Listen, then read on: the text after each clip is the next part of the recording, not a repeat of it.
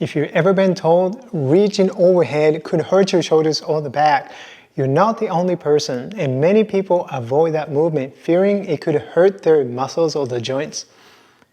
What if I told you that the movement itself is not dangerous actually? And the pain isn't always about the damage. It is often your brain perceiving a danger. So in today's video, and we will explore together and how to safely reach overhead without pain, so that you can retrain your nervous system and change how your brain perceives movement and bring more comfort into your body. So that's what we're going to practice, and let's get into the movement practice. You can go ahead and sit on a chair. So let's get into this practice right now. Sitting on the chair, on the front of the chair. Have your feet and knees about the shoulder width apart. Sit comfortably. You're not leaning against the backrest. If there's one, just to move away from the backrest, excuse me. And as a reference movement, it doesn't matter. So let's say your right shoulder is the challenging side, difficult, painful side. And I encourage you to start with the one that is not painful.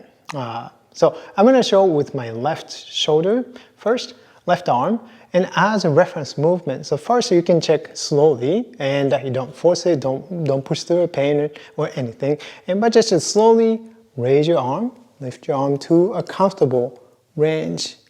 And notice how you move your arm, paying attention to the quality of the movement, ease of the movement, not how far you can lift. You're not measuring the range of motion, but you're measuring or you're sensing ease, comfort of the movement, smoothness of the motion. Take a note. So now here's the practice. You can choose to close your eyes and just listen to my verbal guidance. It's easier for you to sense your body. Or if you feel more comfortable watching me move first and do along with me, that's fine as well. So slowly bring your arm out to about 90 degrees or so. If that's too hard, you can have your arm a little bit lower, that's okay. And notice how I am holding my hand. I'm not extending my fingers or the wrist. I'm letting it just hang. Very comfortable, easy way. And my elbows, I'm not locking my elbow. I'm just having a little bit bent, and from here, I'm going to take my right hand, you can see it. I'm going to put my right hand on my chest, touching my chest, and begin to move from my chest, moving my chest forward directions, right? So I am moving my chest forward direction as I am holding my left arm in front, like so. You don't have to do anything with your left arm or the right arm, whichever the side that you are doing this movement. So slowly paying attention to your body and gently move your body forward, moving from your chest. So sensing your chest moving forward and then back. Just 3 times or so. 3 times to 5 times will be fine. And then bring your hand back down. Just take a rest.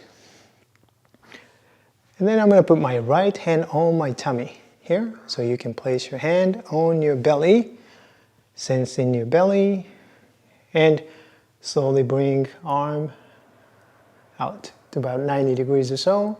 Relaxed position. And I begin to now move my belly forward. So I can feel my belly moving forward direction, and then letting my arm follow and move forward as well. Very slowly. And notice how you're moving. You have a tendency to push through the movement and tend to do too much. Please pay attention. That's part of the pattern that is really reinforcing your pain in your nervous system, the pain patterns in your nervous system. So you want to let go of your habitual patterns. How to bring safety to your nervous system, to reduce the fear to the nervous system. One of the very important ways to do that is reducing your effort. Do less. Less is more. Believe it or not, it is not about pushing through discomfort and then trying to go as much as you can. That won't really help. Do less. Just small movement is fine. right? So 3 to 5 times, very gentle, easy movements. Then after that, put your hand back down, rest.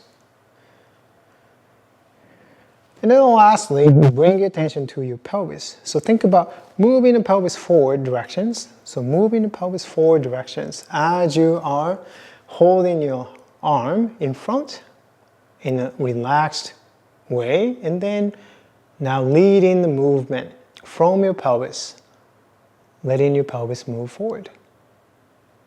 So relax your shoulder, relax your back, just gentle tilting, rolling the pelvis forward to allow your arm to move forward. 3 to 5 times, easy. Right? So don't bring fear to your nervous system by trying to push through movement, push through the pain or discomfort.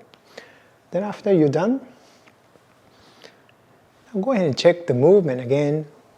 Lift your arm and notice it changes in the way that you can lift your arm. That feels a little bit easier and a little bit lighter. Hopefully you notice a change in difference. So let me know in the comments and how this felt for you. But this is really important, right? This is not about stretching the muscles. This is not about strengthening the muscles. This is about changing habitual patterns of the movements in your nervous system. So the key thing is, the key to break that habitual protective patterns is by reducing effort. Move slowly, small range, and explore the movements without judging. So in a non-judgmental way, with curiosity. Explore the movements and explore your body and just be very interested in the movements. That's interesting. When you move your body this way, then you can feel your pelvis moving forward.